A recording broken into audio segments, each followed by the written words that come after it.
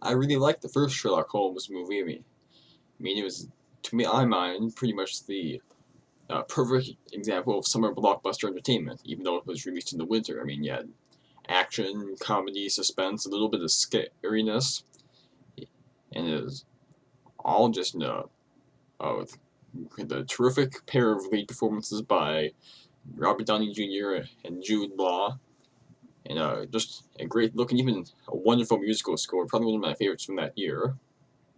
Unfortunately, I was not looking forward to the sequel that much. I mean, I was interested in watching it, but I knew of all the sequels I wanted to see this year, this was the one that I thought was most likely to disappoint. The reason was, the way sequels seem to work these days is they make things bigger, flashier, uh, more more booms, and less finesse. And my greatest fear for this movie was that they would remove the mystery element of the first movie that made it so much fun and really justified having Sherlock Holmes as part of the investigation. Trying to decipher what Lord Blackwood's supernatural powers really were. And, well, they did do that. But fortunately, they also had a very inspired way of changing things around this time. I mean, we, we obviously know that Moriarty's the villain, and unlike Lord Blackwood, we know Moriarty has technology on his side, not magic. So, there is little mystery there. And anybody who's been fortunate enough to see The League of Extraordinary Gentlemen will be able to figure out what Moriarty's plan is within the first 20 minutes or so. But the mystery in this movie is not so much how Moriarty is planning on doing what he's doing, but rather how Sherlock Holmes will prevent Moriarty from doing what he's doing. And the fact that you don't really realize this until the end makes it really a really fun and big reveal when it does happen. The uh, more Professor James Moriarty is played in this movie by Jared Harris, who is probably most well known for his uh, role on Mad Men, a TV show which I have not had the pleasure yet to see. And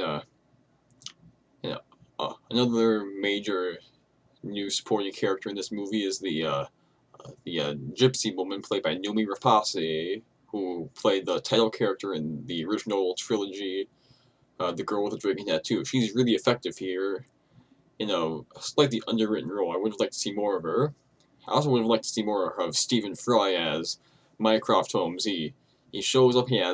He's really funny, as of course Stephen Fry always is, but he doesn't really factor into the plot that much. I would like to see more of him, and hopefully in a future movie he will appear again.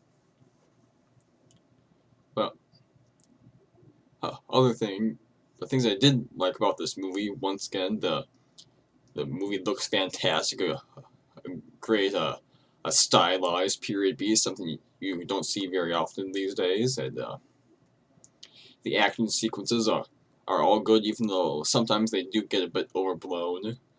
Uh, I Even when I started watching the movie, I wasn't sure I would like it because the plot of the movie takes a bit to get working on, but the wheels don't really start turning after the fur until after the pre-credit sequence, and a few minutes after that, I think maybe 10, 15 minutes in is when the movie really starts going. And when it starts going good. It's once again, Downey Jr. and Jude Law have fantastic chemistry. It's really great that they were able to match these two actors together, and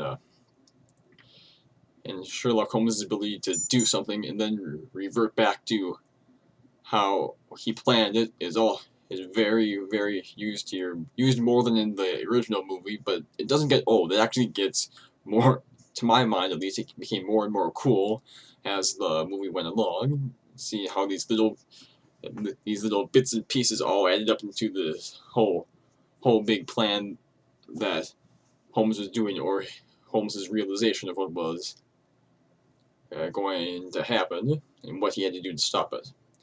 There are also some rather dark elements here.